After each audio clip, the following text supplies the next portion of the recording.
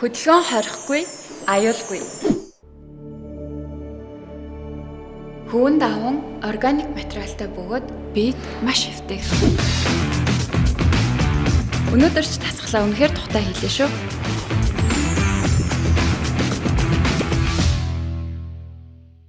Бүгдээрэнд нь сонсож байгаа цаг үеийн мэндийг хүргэе. За тэгэхээр энэ удаагийн нэмэлт дугаараараа би та бүхэнд Францад болсон нэг баян эрэгтэйд тохиолдсон гэмт хэргийн талаар ярьж өгөхөд бэлэн болчихсон сууж байна. За Франц нэрнүүдийг би буруу бас дуудчихж магадгүй учраас ямар ч тач та бүхнээс хүлцэл өчье.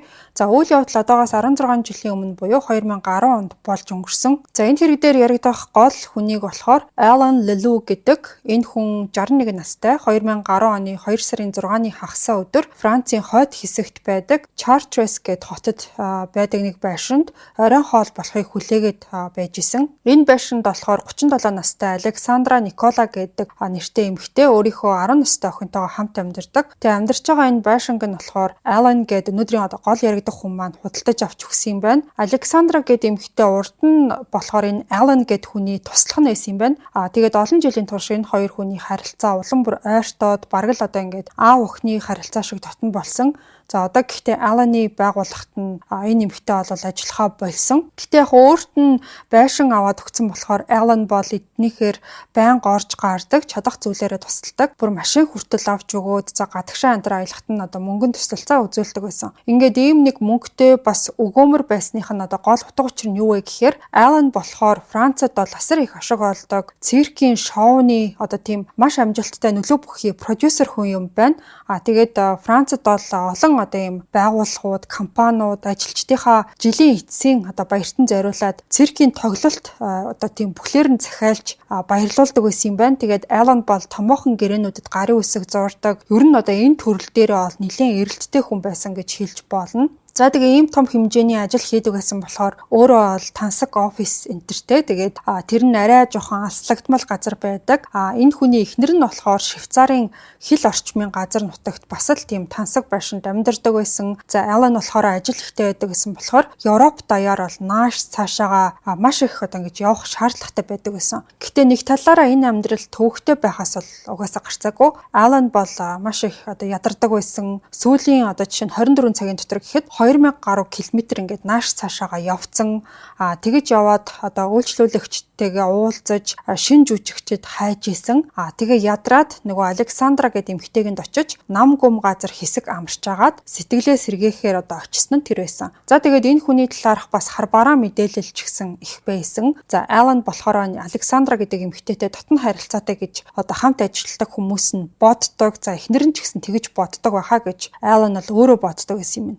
Тэрнээс гадна Алан болохоор ингээд гэр бүлээс гадуур харилцаа байнга үүсгдэг. Одоо байнга ингээл бие үнэлдэг хүүхнүүд авдаг. Энийгээ ч гэсэн өөрөө нэг тийм сүрхий нуудаггүй байсан. Эхнэрийг нь болохоор Элизабет гэдэг. Тэгээд эхнэрээсээ одоо ингээд тустай амьдардаг. Хоорондоо баг ингээд тохиролцсон гэхүүдээ эхнэр нь болохоор ингээд өөрийнхөө амьдрын Алан ч гэсэн өөрийнхөө дураараа амьдрын гэсэн тийм одоо тохиролцоонд ингээд хоорондоо хүрчихсэн байсан. Алан Александра хоёрын харилцаа ойлгоход бол нэлээд төвөгтэй. Яг ингээд дотн харилцаатай муу гэхээр одоо илүү нэг тийм нөхөрсөг, эр эмийн харилцаа гэхээсээ илүү одоо ингээд эцэг охин хоёрын харилцаа шиг байсан гэгддэг юм байна. За энэ хоёр хизээч одоо гар барилцж байгаагүй, бас өнсөлчөж үзээгүй өнтер гэсэн мэдээллүүдээс байдаг. Алан өөрөө ингээд нөгөө хүүхэдгүй болохоор Александра өөрийнх нь хувьд яг ингээд охин шиг нь. Тэгээ Александрагийн хүүхэдт нь болохоор яг ингээд өвөө шиг нь хандаж халамжлахыг хүсдэг байсан. За яг энэ үеэр болохоор Алан нэлээд тийм эвгүй нөхцөл байдалд орсон байсан. Нэг маргаанаас болоод нөгөөхөө шийтгэхэд ер нь жоохон дарамттай одоо цаг үеийн байсан юм байна. Тэгээ хагас сайнд Александрагийн дүнччүүд бүтэн сайнд үдээс хойш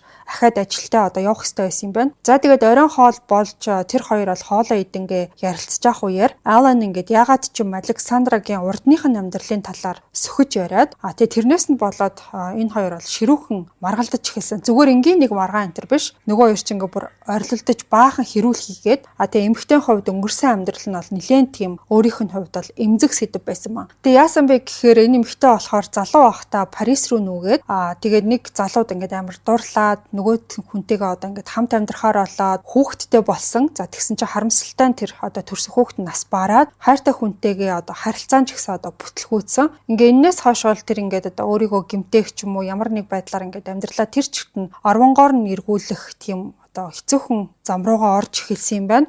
За Алан болохоор 2002 онд анх энэ Александра гэдэг эмэгтэйтэй уулзах үеэр тэр бол одоо маш юм хүнд нөхцөл байдалд байсан байгаа. Тэр үед болохоор аль хэдийн ингээ 2 настай охинтой болцсон байсан. Тэгээ охиноо тийчэхэд бол маш хэцүү байсан. Өөрөө болохоор ингээд айгу бага цалинтай төр зуурынхаа ингээд бага хэмжээний орлогоор л амь зуудаг байсан юм байна. За тэгэхээр нь Алан болохоор түүнийг ингээд бүтэн цагийн ажилд аваад өөрийнхөө нарийн бичиг болгосон юм байна. За ингэснээс хойш бол Александрагийн амьдрал нь бүхэлдээ өөрчлөгдсөн. Гэхдээ яагаад ч юм ингээд зарим үед Александра болохоор дотроо энэ Алан гэд хүний тусламжинд баярлаж талархаж хүлээж авч байгаа ч гэсэн зарим үед болохоор ингээд энэ хүний эрх мэдэлт нь тийм дургуутсангуу тиймэрхүү төрлийн мэдрэмж төрдөг байсан юм байна л да. Алан болохоор сүүлдээ ингээд энэ эмэгтэйгийн амьдрал бүр тэр чигтээ ингээд хяналт тавиад байгаа юм шиг бүх зүйлийг нь хянаад байгаа юм шиг тийм санагдаж эхэлсэн. Аланы компани нь тухайн жилдээ ойролцоогоор 4 сая евро буюу за энэ бол 5 сая $5 тэнцэх хэмжээний мөнгөний тийм орлого олохоор байсан юм байна. Тэгээ цаасан дээр ерөнхийдөө бол бүх зүйл сайхан харагдчихсэн ч гэсэн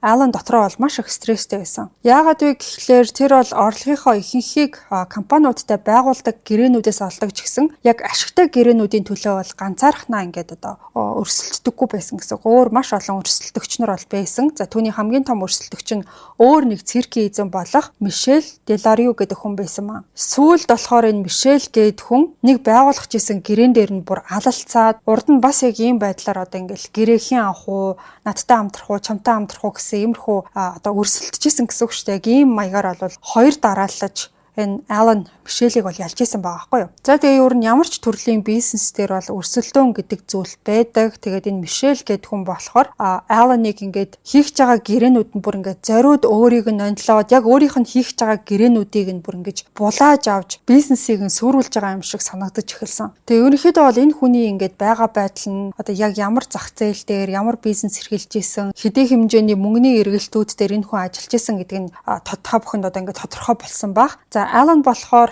Александрад ингээд нэгдэх өдөр Францын төв хэсэгт байдаг. Тэдний байшингаас машинаар явхад бол ойролцоогоор 4 цагийн зайтай Виши гэдэг хотод бол маш чухал уулзалттай гэдгийг хэлсэн байгаа. За тухайн уулзалтан дээр болохоор нэлээд том гэрээнд бас гарын үсэг зурч магадгүй гэсэн тийм зүйлийг ярьж байсан. Тэгээ тэр үеэрээ бас нөгөө Мишелийг бол дуртаад амжсан. За Мишель одоо яг энэ дээр бас л одоо надтай өрсөлдөхгүйд ингээд алалцах гад бас ирж магадгүй гэсэн тийм зүйлийг бол ярьж байсан ба. За тэгчээд яг энэ болох гэж байгаа уулзалт нь амжилттай болно гэхдээ өөрөө бол нэлээд бас ихтгэлтэй ярилцаж тохиролцсон зүйл нь ингээд биелэлээ олох байх гэж бодоод за энэ бүх зүйл бүтснийхэн дараа охинтой чинь ингээд гуруулаа цанын бааз руу хамтдаа явж тэмдэглэе гэж ярьсан. За тэгээ оройн хоолны үеэр хоорондоо нэлээд ширүү маргалцсан ч гэсэн эцэстээ энэ хоёр хүн бол ингээд эвлэрээд айтайхан хоорондоо юм ярилцаад ингээд өнгөрсөн байгаа. Энэ Александра гэдэг эмэгтэй болохоор сүүлд нэг найз залуутай болсон юм билээ. Тэр нь болохоор 42 настай IT-ийн инженер Ив Бернер гэдэг хүн байсан. Тэгээ Александра болохоор энэ залуутайгаа бас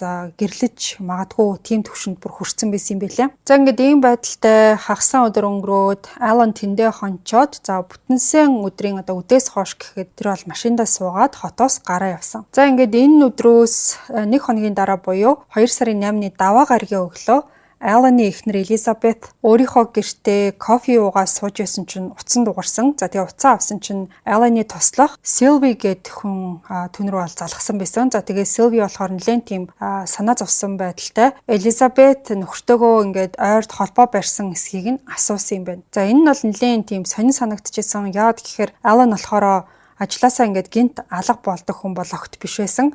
Тийм болохоор Элизабет ер нь ойрд бит хоёр ингээд хэд хоног бол ерөөсөө холбоо бариагүй гэж хэлээд юу болсон бол гэд асуусан чинь за нөгөө Силви гэд хүн одоо хэлэхдээ бол яг тэр нэгд өдрийн өглөө Алан Виши хотод бол маш чухал уулзалттай байсан ч гэсэн тухайн уулзалтан дээр огт очоогүй. Тэр байтугай бүр Вишэд байрлах хэрэгтэй байсан зочд буудалтай ч гэсэн бүртгүүлээгүй байна гэдгийг бол хэлсэн. За Силви болохоор Аланы одоо найз нөхөд бизнесийн түншүүдтэй ингээд бүх хүмүүстэй холбогдсон ч гэсэн хинэн ч одоо Аланаас ингээд сураг мэдээ ерөөсөө аваагүй холбоо бариагүй гэж хэлсэн маа. За бас Аланы хоёр гар утас нь хоёулаа унтраалттай тэг ингээд залхсан боловч ерөөсөө хариу өгөөгүй юм байна. За энэ бүх зүйл бол Элизабетэд нэлээд тийм одоо ойлгомжгүй санагдчихсан. Алан болохоор ерөнхийдөө ингээд өдөржингөө утаснаас зүгтээстэй байнга л хүн амьтантай ярьж идэг, хин нэгэнтэй холбогдож идэг. Тим төрлийн хүн гэдгийг бол одоо ойр тойрных нь бүгдээрээ мэддэг. За Элизабет одоо ингээд нөхөртөөгөө ерөнхийдөө арай илүү ойр дотн байх үедээ ч гэсэн утсаар ярихгүй, холбоо барихгүй ингээд удаан алга болдог төрлийн хүн биш гэдгийг нь маш сайн мэдчихсэн. Тийм болохоор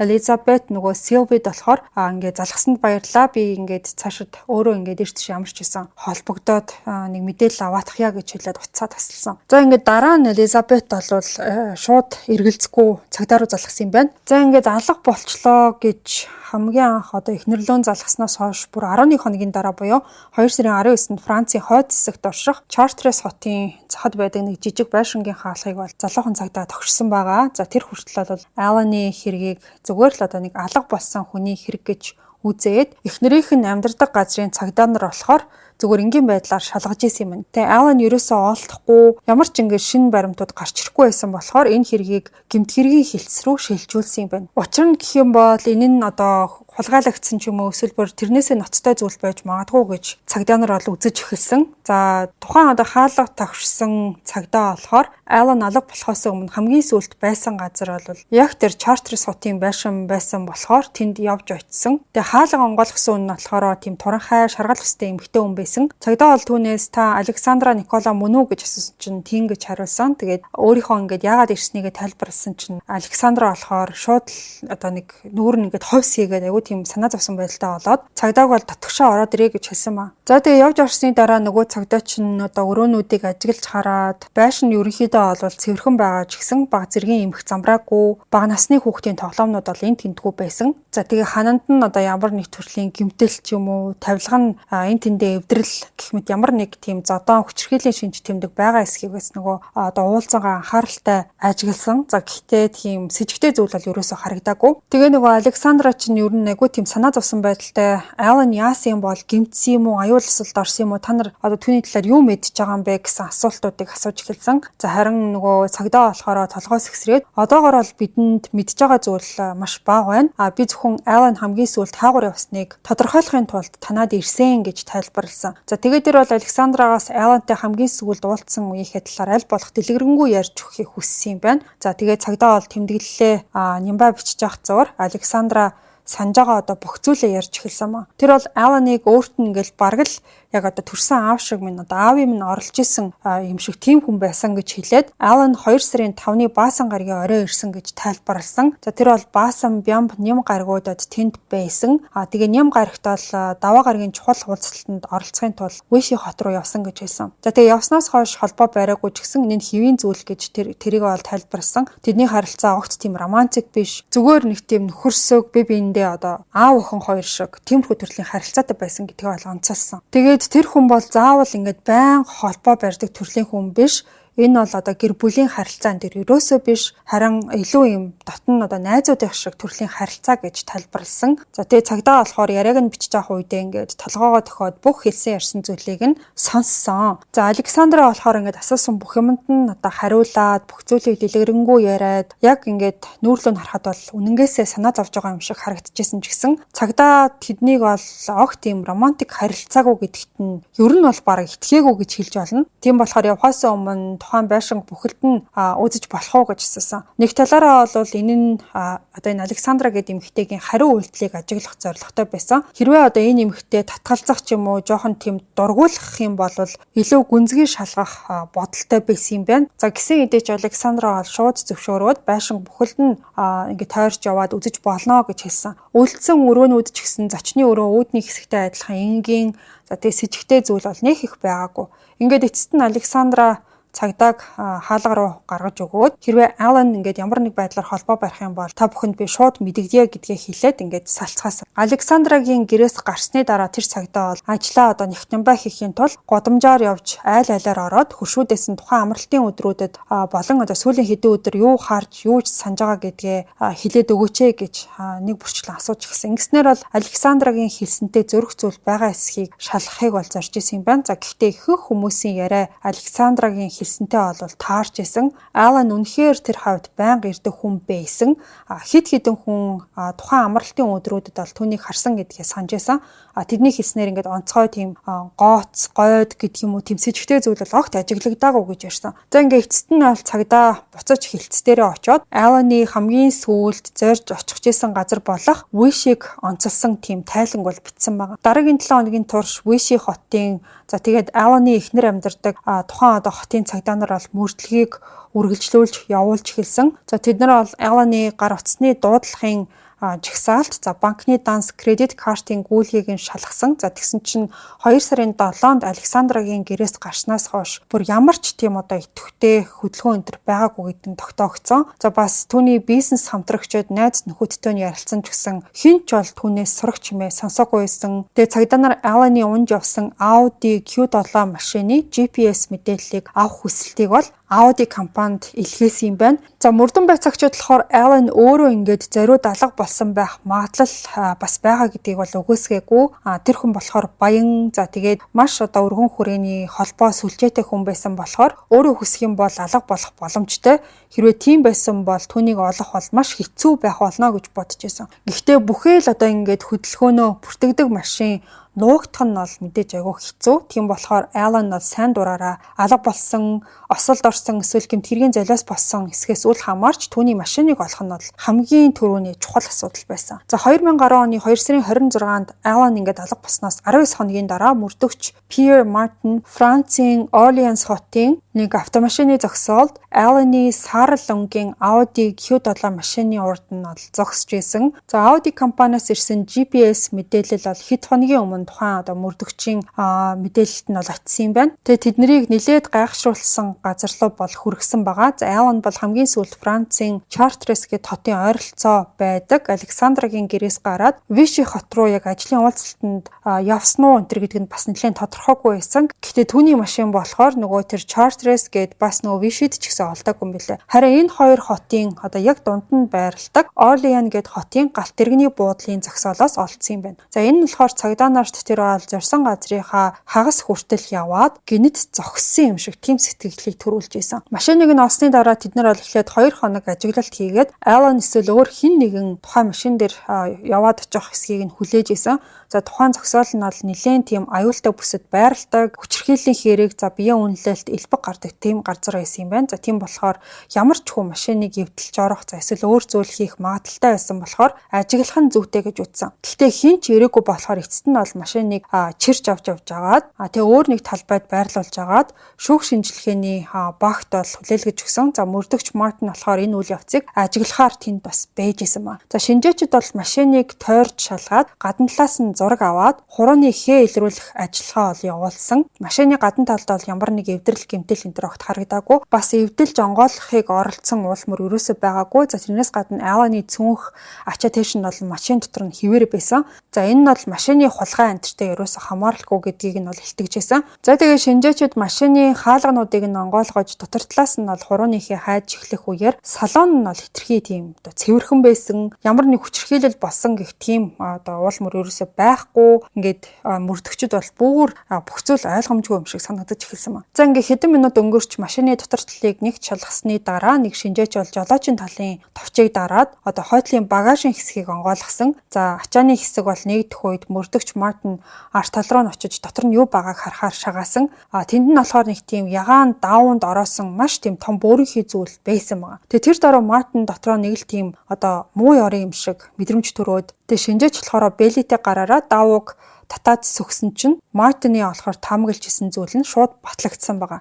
Нөгөө ягаан даавны доор хүний цогцос байсан. Тухайн цогцос болохоор бүрэн хувцастай. Яг ингээд нэг ихийн хөвлөд хүүхэд яаж ингээд татралцсан байдаг үлээ. Яг тийм байрлалтай эрэгтэй хүний цогцос байсан. Ингээд энэ бол эргэлзээгүй Алан Лилу гэд хүн байсан байгаа. Гэхдээ түүний биед нь бол ингээд ил харагдах цус, шарах, хөхрөлт энэ төр огт байгаагүй. Бас машины ачааны хэсэгт ч гэсэн цусны уулмөр энэ төр ерөөсөө байгаагүй мэлээ. Мөрдөгч Мартин болохоор цогцсыг хөдөлгөөж илүү наривчил амьдралд шалгахыг оролдсон чинь би энэ бол аль хэдийнэ ингээд хөшчихсөн байсан. Шүүх эмч болохоор Мартинд задлан шинжилгээ хийсний дараа илүү тодорхой хариу өгнө гэдгээ хэлсэн юм байна. Ингээд сүүлийн хэдэн 7 хоногийн турш цагаагаар нэлээд тийм хүйтэн байсан болохоор нотлох баримтыг хадгалахад бол энэ нь мэдээж илүү халуун байснаас илүү таатай байсан гэсэн үг шүү дээ. Тэгээд ч тэр машины ачааны хэсэг нь баг хөлдөөгч юм хөргөгч болоод Алланы ингээд би энэ бол арай өмхирэггүй байсан. За шүүх эмнэлгийн эмчнэр цогцыг авч явсны дараа Мартин болохоор нөгөө хоосон болсон байгаа тэр нөгөө багажны хэсгийг нэг хэсэг бол ажиглаж ингээд согссон. Тэгээд Аллан яг хизээ яагаад яаж нас барсан гэдгийг угаасаа огт мэдэхгүй байсан. Гэхдээ нэг зүйл тодорхой байгаа нь юу гэхээр энэ хэрэг бол яалтчгүй хүн амны хэрэг болсон. За ингээд энэ бүхнээс харахад бол за эхлээд болохоор энэ маань алга болсон хүний гэрэн сурвалжлах тийм ажил байсан бол сүүлдээ энэ маань хүн амны гэмт хэрэг болж өөрчлөгдсөн байна. Мөрдөгч Мартин болохоор цагдаагийн хилцтэй буцаж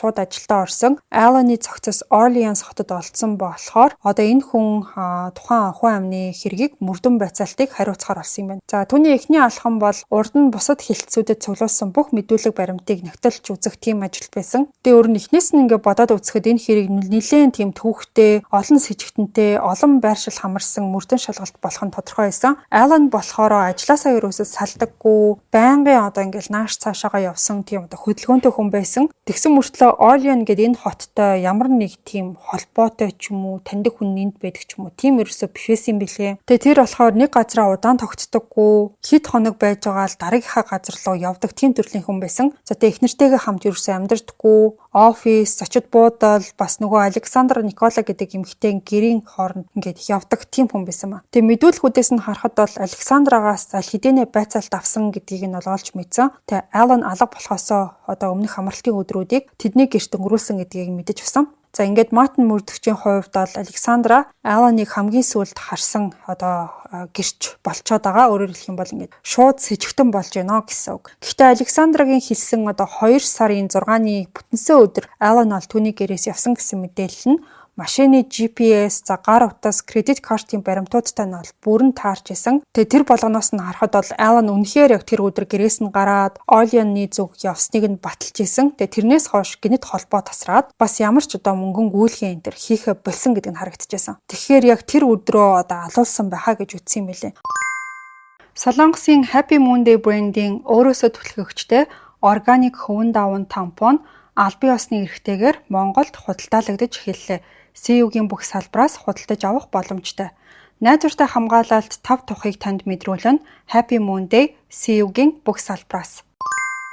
Анх Александрагаас мэдүүлэг авсан цагдаатай бас адилхан тэдний харилцаа огт романтик биш байсан гэдэгт бас итгээгүй. За тэдний уулзах давтамж, Алланы түүнд өгсөн биелэг бүр байшин авч өгсөн. Тэгэл ийш тийшээгээ аялж зугаалахт нь зардлыг нь даасан гэх мэт зүйлүүдээс харахад бол энэ хоёр хүний харилцаа илүү гүнзгий байсан гэж харагдчихсэн. Гэхдээ нөгөө талаасаа мөрдөгч Мартин болохоор логикоор бодоод үзэхэд бас нэг зүйл анзаарагдсан байна. Аллан болон Александра хоёрын биеийн хэмжээний ялгаа нь бол маш их байсан. Аллан болохоор ойролцоогоор 110 кг жинтэй нэлээд тийм том биетэй хүн байсан бол Александра нэг тийм жижигхэн туранхай биетэй эмэгтэй байсан. Тэгэхээр тэр бол ингээд Алланыг алаад дараад нь биеийг нь машиныхын багажны хэсэгт хийгээд Орлеанс даваачаад тавьсан гэдэг бол мэдээж боломжтой юу, боломжгүй юу гэсэн тийм асуулт гарч ирэх бах. Мэдээж боломжгүй гэсэн хувилбар руу нэлээд төхнө. За тэгээд энэ бодол тэр Мартин гээд мөрдөгчийн толгойд нь байнга эргэлдэж ч гэсэн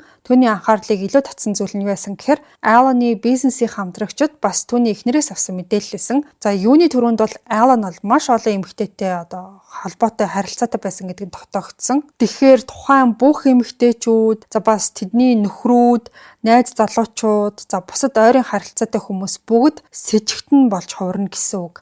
Тэрнээс гадна Алланы эхнэр Элизабет ч гэсэн нөхрөө өгөхийг хүсэх сэтэлтэй байж болохоор байсан. За яагаад гэхээр Аллан бол түүнийг байнга шахуу ингээд ил тодор араар нь тавьж хуурдаг байсан. Мөрдөгч Мартин болохоор ингээд Элизабет яг өөрөө нөхрөө алсан байж магадгүй гэж юусоо бодоогүй. За яагаад гэхээр нөхөр нь нас барах үеэр тэр бол бараг 650 км орчмын зайтай газар өөрийнхөө гэртээ байсан. Гэхдээ өөр талаас нь бодоод үзэхэд энэ эхнэр нь бол хангалттай хөрөнгөтэй хүн байсан болохоор хөлсний алуурчин хөслөх бас боломжтой байсан. Хоёр дахь чухал зүйл нь болохоор Алланы бизнесийн харилцаа маш их тийм мөнгө эргэлддэг, нэлээд ширүүн өрсөлдөөнтэй тийм салбар байсан. За түүний ажилчид, хамтрагчид, түүний хүндэлдэг ч гэсэн маш хатуу тийм хахир, өршөөлгүй хүн гэж тодорхойлсон юм байна.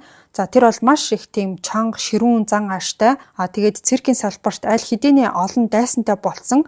За энэ салбар өөрөө их мөнгө эргэлддэг, ширүүн өрсөлдөөнтэй гэдгээр бол алдартай хүн болгон мэдчихсэн. Тийм болохоор мөрдөгч Мартин бол энэ хэрэгт оролцоотой байж болцсошгүй хүмүүс хитрхи олон байгаа гэдгийг ойлгосон болохоор хаанаас эхлэхээ мэдэхгүй ингээ байж ахын оронд хамгийн чадварлаг мөрдөгчдөө цуглуулад бүгдийг нь дахин нэг бүрчлэн байцаахаар шийдсэн. За ингээд тэд бол боломжит с ิจ гтнүүдийн жагсаалтыг гаргаж эхлэхээр шийдсэн юм байна. Ингээд 3-7 хоногийн дараа буюу 3 сарын 17 онд мөрдөгч Мартин Орлеанс хотын цагдаагийн хилцээний байцаалтын өрөөнд явж ороод за өмнө нь бол ингээд 50 хүлээдтэй сууж байгаа ойролцоогоор 50 настай бие балдар сайтай эрэгтэйтэй нүүр тулж уулзахаар ингээд суусан байгаа. За тэр хүнийг бол Мишель Деларио гэдэг. За урд нас та бүхэнд энэ хүнийг ярьж исэн. Нэлээд том бас өрсөлдөгч нь байгаа. За энэ хүн бол Алланы циркийн бизнесдээ хамгийн том өрсөлдөгч нь гэж явт юм байна. За бас яг тухайн үед болохоор Мартины хувьд хамгийн гол с ิจ гтэн бол энэ хүн байсан ба. Ингээд сүүлийн хэдэн 7 хоногт Мартин болон түүний баг бол олон арван хүнээс мэдүүлэг авсан. За Мишелийн нэр хамгийн олон удаа энэ үгээр дурддагдсан байгаа. За яагаад гэхээр Аллан алга болсны дараахан Мишель бол Алланы үйлчлүүлэгчидтэй холбогдоод тэднийг өөртөө шинэ гэрээ байгуулахыг ингээд ятгаж эхэлсэн юм байна. За энэ нь бол нэлээд тийм муухайч гэхээр тийм өршөөлгүй тийм алхам байсан. За мөрдөгч Мартин болохоор Мишелийн авах гэжсэн тухайн гэрээнүүдийг тооцоолоод үзэхэд бол бүр хэдэн сая доллартай тэнцэх хэмжээний ашигтай тийм гэрээ байсан. За энэ нь болохоор алга үлдэх хангалттай тийм хүчтэй тийм томоохон сэтэл гэж тэр үзсэн юм байна. За тэрэн дээр нэмээд шүүх энэлгийн эмч болохоор Алланы өвхлийн шалтгааныг тогтоосон байсан. За түүнийг болохоор олс бүс гэх мэтчлэн тийм зүйлээр боомлоод хөнөөсөн бүрэн өөхөх хүртэл ойролцоогоор бол ингээд 5-аас 10 минут зарцуулсан байсан. За өөрөөр хэлэх юм бол ингээ хин нэг нь түүнийг бол удаан хугацаанд шахаад барьж агаад тэгээд алсан гэсэн үг. За энэ болохоор маш тийм personal гэж ярьдэн штэ. Ингээд ойрын зайнаас биеийн хүч айгүйх шаардсан тийм үйлдэл байсан. Алланы хөлн дээрх зурааснууд нь болохоор түүнийг аль хэдийн нас барсныхан дараа нөгөө машиных нь багажны хэсэг рүү өргөж гаргаж явах үеэр авсан тиймэрхүү жижигхэн тийм шалбархаанууд байсан гэдгийг нэлтгэжсэн. Тэгэхээр энэ бүхнээс нь ингээд хараад үзэхээр яг тухайн ингээд тэмцэлтэйж боомлох үйл явц нь машин дотор биш өөр газар болсон гэсэн үг. За ингэснээр бол Алланы хөнөөсөн хүн нэлээд тийм хүч чадалтай байх шаардлагатай гэдэг нь бол тодорхой болсон. За мөрдөгч Мартин болохоор Мишелийг ажиглахдаа тэр үнэхээр ийм тэдний төсөөлж ийсэнтэй нийцхээр бие бэлдэр сайтай хүчтэй хүн юм шиг харагдчихсан. Гэхдээ Мартин түүнээс асуулт асуугаад нүүрний хувирал за биеийн хилэмжийг нь ажиглахад бол сандарсан ч юм уу эсвэл ямар нэг зүйл нууж байгаа юм шиг шинж тэмдэг болгохт илрээгүй. Харин ч Мишель болохоор маш тийм нээлттэй шулуухан байдалтай асуултнуудад хариулж исэн. Мишель болохоор Алланы үйлчлүүлэгчдийг өөртөө татсан гэдгээ шууд хүлээн зөвшөөрсөн ч гэсэн энэ бол ингээд бизнес штэ гэсэн тийм утгаар бараг мөрөө авчиад хариулж исэн маа. Хэрвээ нөхцөл байдал эсэргээрээ байсан бол Аллан ч гэсэн адил ингэх байсан гэж тэр хэлсэн. Тэрнээс гадна Мишель бол маш батбөх алибайтай гэдгээ мэдгдсэн. Аллан алуулсан тухайн амралтын өдрүүдэд Мишель бүр хэдэн зуун милийн зайд цанын баазад байсан гэдэг нь бол тогтоогдсон юм билээ. За тэгээ тэрийг батлах баримтууд, тасалбар, холбоо барих утасны дугаарууд гээд бүх зүйлээ бэлтцэн мөрдөгчөд харуулсан байгаа. За тэгээ тэрийг нь болохоор Мартин өрөөнөөс гараад өөр нэг мөрдөгчөд шалгуулахаар өгсөн. Гэхдээ Мартин өөрөө дахин байцаалтын өрөөнд бол араагүй, харин өөр нэг мөрдөгчийг оруулаад за энүүгээрээ болвол өөр нэг тактик ашиглаад Мишелийг баг зэрэг сандргах байдал руу бол чиглэсэн. За Мартин болохоор өөр өрөөнөөс шилний цаанаас ажиглаад дараагийн мөрдөгч бол өрөөнд явж ороод Мишелийг ерөнхийдөө бол ингээд хэргийг хүлээлгэх хэмжээний нэлээд тийм сандргах хэмжээний мэдүүлэг авсан ч гэсэн нөгөөдөг чинь яг урдныхтай адилхан ямар нэг өөрчлөлтгүй тийм төрлийн яриа бол өрнөсөн байгаа. За тэгчээд мөрдөгч Мартин нь болохоор 3 дахь мөрдөгчийг бол тийшээ оруулсан. За тэгсэн чинь бас л яг адилхан үр дүн гараад ямар ч тийм ахиц гараагүй. Яг ингээ ийм байдалтай олон цагийн турш өөр мөрдөгчд бол тухайн мөрдөн байцаалтын өрөөлөө ээлжилж ороод Мишелийг худлаа ярьж магадгүй гэд тэрийг нь барихыг оролцсон ч гэсэн амжилт олоогүй. За ингээд эцэст нь мөрдөгч Мартин болохоор өөрийн туслахаасаа юу сонссон бэ гэхээр тухайн Мишелийн өгсөн бүх холбоо барих хүмүүс рүү цанын баазын гэрчүүд за бас амралтын газрын менежерт нь хүртэл ингээд уцаар залгаад шалгаад асуусан чинь Мишелийн алибай бол бүрэн батлагдсан гэдгийг нь хэлсэн юм байна. Өөрөөр хэлэх юм бол Мишель Алланыг алах одоо ямар ч тийм боломж байгаагүй. Алга болох үед тэр үнэхээр цааны баазад байсан гэдг нь тодорхой болсон. За ингээд ийм нөхцөлд одоо Мартин бол Мишелийг цаашид одоо ингээд барьж хориод ч юм уу худал хэлж байгааг нь дахиж өөр зүйлээр ингээд шантаажлж ямар нэг зүйл хилүүлэх бол боломжгүй болсон. Магадгүй тэр ямар нэг байдлаар холбоотой байж болох ч гэсэн яг тухайн үед болохоор ингээд хангалттай нотлох баримт байгаагүй. Тийм болохоор Мишелийг бол тавиад явуулсан. За ингээд хэд хоногийн дараа Мартин бол ширээнийхээ ард суугаад тайлангуудыг дахин шалгаж авах үеэр нэг цагдаа бол ирээд тантай ингээд яаралтай уулзах хүн байна гэж түүнд хэлсэн. За тэгэхээр яасан бэ гэхлээр одоо мөрдөгч Мартин болохоор хэд хоногийн өмнө сонингуудад мэдээлэл гаргаад ямар нэг одоо гэрч байгаа бол ирж уулзаарай гэж уриалсан байсан. Тийм болохоор энэ хүн болохоор гэрчээж магадгүй гэж тэр найдаж ирсэн юм. За тэгээд тухайн ирсэн хүн нь болохоор 50 орчим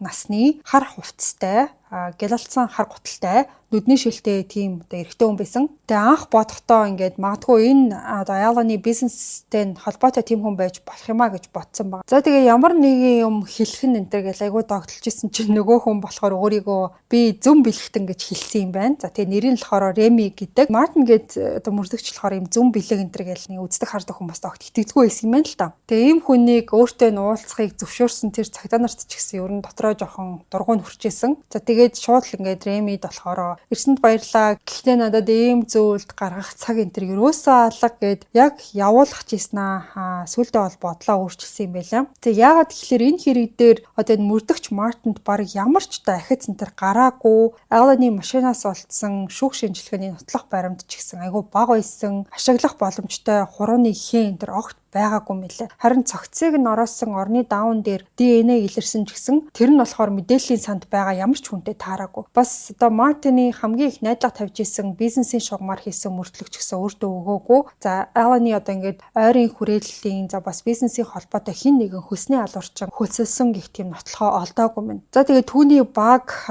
Александра бас Аланы харилцаатай байсан бүх эмэгтэйчүүд бас биеийн үнэлэгчдтэй хүртэл урт хугацаанд одоо ярилцсан. Гэтэ тэдний хинэнч за бас тэдний одоо нөхөр ч юм уу найз залуу хамтрагч энтергээд ямар ч хүн алуурчин байх магадaltaй ерөөсө санагдаагүй юм байлаа. Ингээд ер нь бол сүүлдээ одоо аргаа барсан гэхүүдээ. За бас дээрээс нь жоох юм сониуч зан тэгээд юм цөхрөл хоёр нийлээд гэхөө нөгөө мөрдөгч Мартин болохоор Ремигээ зүм бэлэгтнийг байцаалтын өрөөнд оруулаад юу гэж бодож байгаа талаар нь асуусан. За Реми бол хэлэхдээ машин барьж явж байхдаа Аланы тухай мэдээг сонсоод маш тийм тод зүн совин харсан гэдгийг хэлсэн. За тухайн зүн совин нь хитрхи тод байсан болохоор машина хүртэл зогсоохоос өөр аргагүй болсон гэдгийг хэлсэн. За тэгээд Алан гэд хүнийг яг ингээд нүднийхээ өмнө байгаа юм шиг айгүй тод харсан. Нэг эмэгтэйтэй айгүй тийм хэцүү гэмээр байдалтай хоорондоо ингээд тэмцэлдэж ноцолтчихсэн гэдгийг тэр бол хэлсэн. За тухайн эмэгтэй нэрийг нь бол би мэдэхгүй, дүр төрхийг нь тодорхойлж чадахгүй ч гэсэн Аланы алхахад бол эмэгтэй хүн оролцсон гэдэг итгэлтэй байна гэж хэлсэн. За Мартин болохоор энэнд нь айгүй тийм сэтгэл дундуур байсан. Ягаад гэх юм бол энэ зүгээр л ингээд энэ хүний одоо ингээд таамаглаж хэлсэн хинч орж ирээд бараг хэлж болохоор хитрхи тийм ерөнхий зүйл юм шиг санагдчихсан ба. За тэгээ зүм бэлэгтэн гэж өөрийгөө нэрлсэн хүн зүгээр л ингээд орж ирэнгүүтээ би тийм юм мэдэрлээ энэ гэд яриад байгаа нь одоо мэдээж мөрдөгч хүний хувьд толгой баталгаан дээр суурилж хэргийг илрүүлдэг хүний хувьд бол бараг инээдтэй юм шиг санагдчихсан. За тэгээ Реми болохоор зүгээр ийм зүйл хэлээд гисаагүй. За тэр бол Алан Орлеан хотод одоо алуулаагүй харин өөр газар алуулаад дараа нь ингээ машины одоо багажны хэсэг одоо ингээ түүнийг тавиад тэр Орлеан гэдэг хотод аваачсан гэдгийг хэлсэн. За энэ нь болохоор Мартины анхаарлыг нэлээд татчихсан. За яагаад гэхлээр шүүх эмнэлгийн эмч урд нь бас яг ийм дүгнэлтэнд хүрчихсэн байсан. Алан болохоор өөрний газар одоо баймлуулж амнасаа алдаад дараа нь цогцыг нь бол машинд хийсэн. Гэхдээ энэ мэдээллийг цагдаа нар зориуд ингээ хэвлэл мэдээлэлд юусоо өгөөгүй юм бэлээ.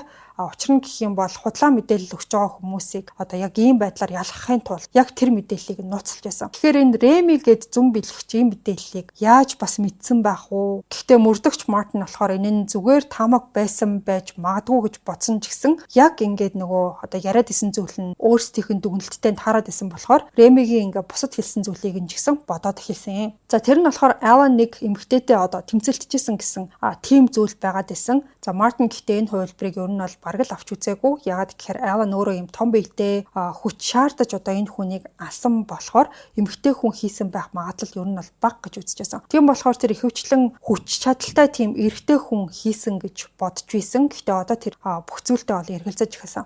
магадгүй үнэхээр эмэгтэй хүн энийг хийсэн байж болох юмаа гэж үтсэн. За эцэст нь бол ингээд Мартин Реми ингээд өөрийнхөө бодсон зүйлээ хэлсэнд баярлалаа гэж хэлээд гаргаж өгсөн. За дараа нь тэр бол шууд хэрэг рүүгээ явж жоод тэгээ түүнд бол нэг санаа төрсөн байна. Аланы амьдралд байсан олон хүн бол түүнийг олон удаа ингээд гэр бүлээс гадуур харилцаатай байсан гэж хэлжсэн. Мартин болон түүний баг аль болох бүх эмэгтэйчүүдийг олоод байцаасан ч гэсэн тэд нар бараг бүгдээрээ ингээд с жигтнээс угаасаа хасагдсан. Гэхдээ Реми гээд энэ зүн бэлгтэнтэй ярьсны дараа бол Аланы цогцос олдсон байршил мөрдөгч Мартины анхаарлыг дахиад татаж эхэлсэн. Орлеанс хотын тухайн машин олдсон гэдсэн тэр хэсэг болохоор аюултай гэмтгэрийг их гардаг хамгийн гол нь биеийн үнэлэлт өргөн тархсан тийм бүс байсан. Тэгчээ яг хуу ингээд биеийн үнэлэгчд айгүй их авдаг байсан. Яг уулзж исэн гэх эмэгтэйчүүдтэй бүгдээрэнтэй нь ярилцаад тэгэд бүгдийн с жигтний тооноос хассан байсан болохоор яг энэ чиглэлийг үндсэн с жигтний хүрээнд авч үзэхээ баг болчихсон байсан гэсэн үг. Гэхдээ шинэ өнцгөөс ингээд хараад үзэхэд бол Алан Орлеанс хотод очсон шалтгаан нь магадгүй биеийн үнэлэгчтэй уулзсан байж болох. Тэнд ямар нэг зүйл буруугаар эргээд тэгээд түүнийг бол ухалт хүргэсэн байж магадгүй гэж бодож эхэлсэн ба. Ингээд Мартин бол дараагийн хэдэн өдрийг Аланы зөөврийн компьютерийг ноутбукийг гэсэн үг шүү дээ маш нарийн шалгахад зориулсан.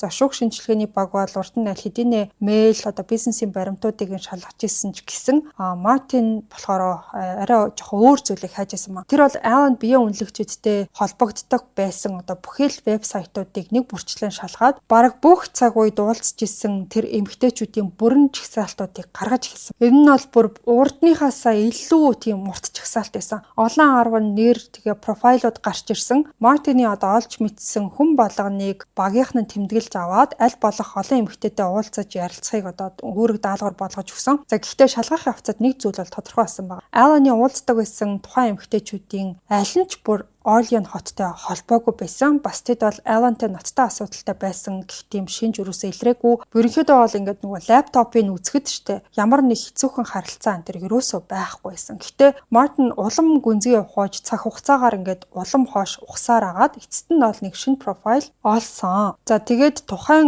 профайл дээр харагдаж байгаа эмэгтэйн нэрийг Мари Ив гэдэг. За тэгээд түүний мэдээлэл зургийг харангуйтаа Мартин бол шууд ойлгосон байгаа. Энэ хэрэг үндсэндээ шийдэгдсэн гэсэн. За тэгэхээр цагдаагийн мөрдөн байцаалт бас алуурчны өөрийнх нь өгсөн мэдүүлэгт үндэслээд Алан Лелугийн алуулсан өдөр яг юу болсон гэж хамгийн боддоор дүгнсэн гэдгийг одоо та бүхэнд ярьж өгье. Алуурчин бол Аланы ардан зогсож исэн. Дотроо тэр бол маш их уур хилэнтэй байсан. Алан өөрийгөө хүчрхэг бизнесмен болохоор алуурчнаас илүү гэж үргэлж боддог байсан. Харин алуурчин зүгээр л биеийн үнэлэгч байсан. Тэр урд нь бол Аланы зан авирыг төвчсээр ирсэн. Яагаад гэхээр Алан бол мөнгөтэй байсан. Аллаг гарах үеэр Аланы бүс нь биеэс нь ойрхон байсан. За алуурчин болохоор түүнийг гинэт шүүрж аваад бүсээр бол Аланы хоолойг нь ороогоод за тэр үеэр бол Алан мэдээж тэмцсэн бүсийг авах гэж оролдоод юу болж байгааг ерөнхийдөө бол ойлгохгүй байдалтай байсан. За харин алуурчин болохоор бүсийг чанга атгаад ерөөсөө тавиагүй. За ингээд хэдэн минутын турш аимшигтай тэмцэл бол өрнсөн байгаа. Алан өөрөө тийм том биетэй хүчтэй хүн байсан болохоор бүсийг бол салгах төгсөн. Гэхдээ энэ мөчөд гинэт нэг зүйл болж өнгөрсөн байгаа. Алуурчин болохоор ардаа ямар нэг зүйл тулаа зогсож исэн. Тэгээ бүсийг бол бүх хүчээрээ татсаар байсан. Тэгэж байж байгаа нөгөө тулж исэн зүйл нь гинэт эвдрээд алуурчин бол арагшаа унсан. Гэхдээ тэр үеэр бүсийг ерөөсөө ингээд гарнаасаа тавиагүй болохоор бүх хүч Аланы хоолойд нь бол огцом нэмэлт хүч үүсгээд тэгээ тухайн гинтийн хүч болохоор Аланы төвөнхийг нь дараад тэр дороо ингээд юучгүй буталсан байгаа. Ингээд Алан бол шууд хөдөлгөөнгүй болсон. Тэгээ энэ зүйлээ баталгаатай болгохын тулд алуурчин бол дахиад хэдэн минутын турш нөгөө бүсээ чанга татсаар Алан үнэхээр нас барсан эсхийг бол шалгасан байгаа. Ингээд Алан огт хөдөлгөөнгүй болсны дараа л нөгөөх чинь бүсийг тавиад бүх болж өнгөрсөн явдлыг ойлгосон. За тэгээ хийсэн зүйлээ бол алуурчин хэсэг хугацаанд бодож жогоод ийм том биетэй хүний зохицыг нь бол ганцаараа нууж чадахгүй гэдгийг ойлгоод тусламж хэрэгтэй гэж үзсэн. За тийм болохоор алуурчин бол өөрийнхөө хамсаатан руугаа залгаад тэр нь болохоор хэдэн зуун милийн зайд бол цанын баазд байсан ч гэсэн чи хүлээж би яваад чи гэж хэлсэн юм. За ингээ ярьсныхаа маргааш нь нөгөө хамсаатан нь хурж ирээд хамтдаа Аланы цогцыг бол түүний машины багажны хэсэгт нь хийсэн. Дараа нь болохоор алуурчин Аланы машиныг унаад Орлеанс хотын галт тэрэгний буудлын зогсоол хүртэл нь явсан. За тэдний араас бас нэг хамсаатан хүмүүс өөр нэг машинтай дагаа явж исэн. Тэрийг нь бол цагдаа нар сүулт ойлгосон юм билээ. Ингээд тэд нар бол Аланы машин бас цогцыг нь Орлеанд орхиж хаяад өөрсдөө бол нөгөө машинаараа буцаа явсан. За тэгээ буцаж явсныхаа дараа энэ эмэгтэй бас тэгээд сүүлд нь ирсэн гэх эрэгтэй хоёр бол гэрэлсэн юм байна. За ингээд алуурч нь болохоор Аланы одоо өөрийнхөө охин шиг хайрладаг байсан гэх тухайн Александра Никола гэдэг эмэгтэй байсан. За тэгээ яасан ийсэн юу болж өнгөрсөн бэ гэхээр энэ Александра гэдэг эмэгтэй болохоор урд нь Мари Ив гэдэг нэрээр биеийн үнэлэгч хийдэг байсан юм байна. Тэгээ түүний хамсаатан нь нөгөө шинэ найз залуу болох IT-ийн инженер Eve Burner гэдэг хүн байсан. Дугаарыг ихэнд та бүхэнд ярьжсэн энэ Александра тэгээд Алан хоёр болохоор түүний одоо өнгөрсөн амьдралын талаар яриад тэрэнд нь болохоор одоо энэ Александра айгүйх эмзэглээд хоорондоо хүчтэй маргалцсан гэд ярьжсэн. Тэгээд тэр нь юунаас авсан бэ гэхээр Алан болохоор ингээд нөгөө Александрагийн охиныг нь ээжихэ болж магадгүй гэд хэлсэн байна л та. За тэрэнд нь болохоор ингээд Александра маш их уурлаад за тэгээд 2010 оны одоо 2 сарын 6-ны нөгөө хагасаа өдөр яг очих үеэрээ Алан ярианыхаа дунд дахиад одоо охиныг нь том болоод энэ ээжихэ болж магадгүй гэсэн зүйлийг хэлсэн юм байна л да. Тэгээ тэрнээс нь болоод энэ Александра гэдэг эмэгтэйгийн төвчээрийн одоо мянц нь бараг тасарсан гэхүү дээ. Тэгээ энийг бол маш их дарамжлал гэж хүлээж аваад тэгээ гинт нөгөө одоо өөрийнх нь бүсийг нь шүүрч аваад Аланы хүзүүг нь боогоод баймилж эхэлсэн байгаа. Үндсэндээ бол энэ бүх зүйл Аланы одоо худалдаж авч өгсөн Александрагийн байшин дотор нь болж өнгөрсөн гэсэн. За тэгээ нөгөөх чинь одоо бүсээр хүзүүг нь одоо ороож боож агаад баймилсан. За тэгээ тэмцлийн үеэр бол арагшаа унах үеэр Аланы төвөнхийг нь айгу хүчтэй дараад тэр нь бол тэр чигтээ бяцраад за ингээд одоо амнасаа алдсан юм байна. За тэгээ нэг талаараа болохоор Александра цагдаа нарт анх хэлсэн нь бол үнэн байсан. Алан болохоор 2 сарын 7-нд түүний гэрээс машинаараа явсан. Гэхдээ түүний хэлээгүй нэг зүйл нь юу гэхээр Алан бол аль хэдийн нас барчихсан цогцыг нь одоо ингээд машины ачааны хэсэгт нь хийгээд авч явж исэн тэр гэсэн. Александра Никола Алан лөлөө хөнөөсөн гэдгийг хүлээн зөвшөөрч 15 жилийн хорих ялыг авсан юм байна. Харин түүний найз залуу Eve Burner цогцыг нуухад туссан хэрэгээр 2 жилийн ялыг сонссон юм. Одоогоор бол Александра суллагдчихсан байгаа. Тэгээ шоронд орохоос өмнө бас төрөөд нэг хүүхэдтэй болсон юм билээ. Тэгээд одоо бол энэ хүмүүс хамтдаа амьдарч байгаа юм. За ингээд ийм нэг маш төвхтэй явж сүүлдээ бол ингээд хамгийн анхны сэжигтэн гэж үзэжсэн хүн нь яг үнэхээр гэмт хэрэгтэн байсан ийм нэг хэрэг байлаа. За ингээд өнөөдрийн нэмэлт дугаартаа маань Солонгосын Happy Moon Day брэнд хамтарч ажиллаа. Энэхүү органик хөвөн даван тампоныг та CU-гийн бүх салбараас худалдаж авах боломжтой. Дугаараа дуустал сонссон нийт сонсогчдоо баярлалаа. Ингээд хэдүүлээ хагас сайн өдөр бас нэгэн сонирхолтой подкастаар эргээд уулзъя.